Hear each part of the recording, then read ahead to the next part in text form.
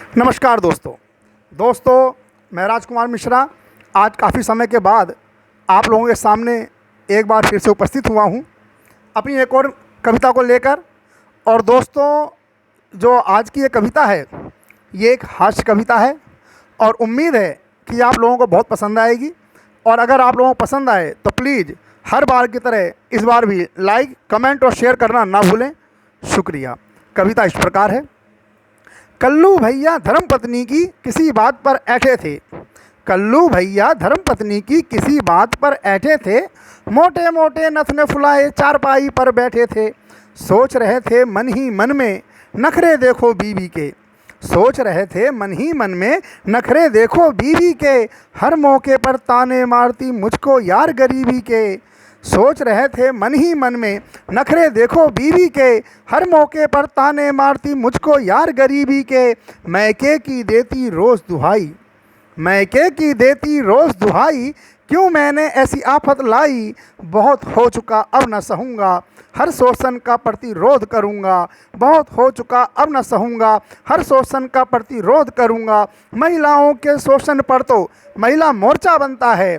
महिलाओं के शोषण पर तो महिला मोर्चा बनता है। पुरुषों के शोषण को क्यों कोई नहीं समझता है। मैंने समझा है इस दुख को, मैंने समझा है इस दुख को। महिला मोर्चा का विलोम करूंगा। बहुत हो चुका अब न सहूँगा, हर शोषण का प्रतिरोध करूंगा। बहुत हो चुका अब न सहूँगा, हर शोषण का प्रतिरोध करूंगा। अफरा तफरी में भैया ने, दोस्तों अब उन्होंने सोच लिया है कि महिलाओं का जुल्म और बर्दाश्त नहीं होगा, खासकर पत्नी का जुल्म और बर्दाश्त नहीं किया जाएगा। अब उस अत्याचार के खिलाफ यह आवाज़ उठाएंगे। और कैसे उठाएंगे ये सामने है। अफरा तफरी में भैया ने पुरुष मोर्चा बना डाला। अफरा तफरी में भैया ने पुरुष मोर्चा बना डाला। संग में लिया जब हरिया को तो घसिया अपने आप आया। तीनों के एका को देखा तो औरों का भी मन ललचाया। इसी तरह से खड़ा हो गया पुरुष मुक्ति दल भाया। इसी तरह से खड़ा हो गया पुरुष मुक्ति दल भाया।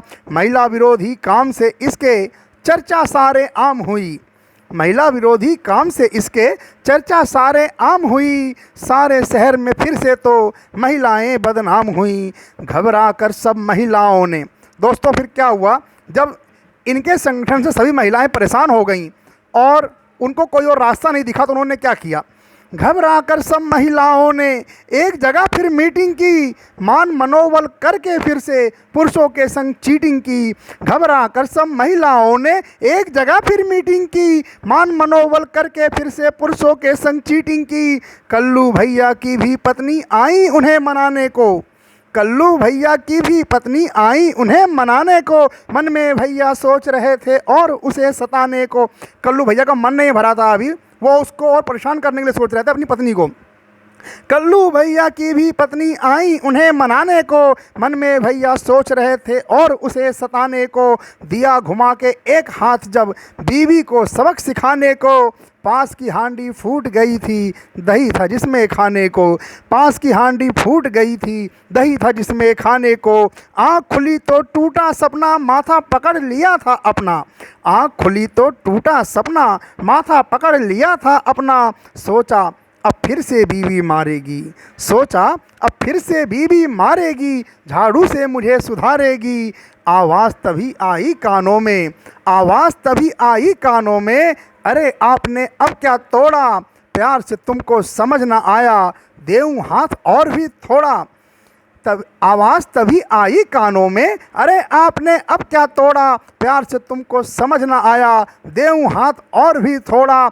एक के पढ़ते समझ गए वो, एक के पढ़ते समझ गए वो। हर पुरुष की यही कहानी है, चुप से रहकर सहने में ही अपनी तो यार भलाई है। चुप से रहकर सहने में ही अपनी तो यार भलाई है। धन्यवाद दोस्तों।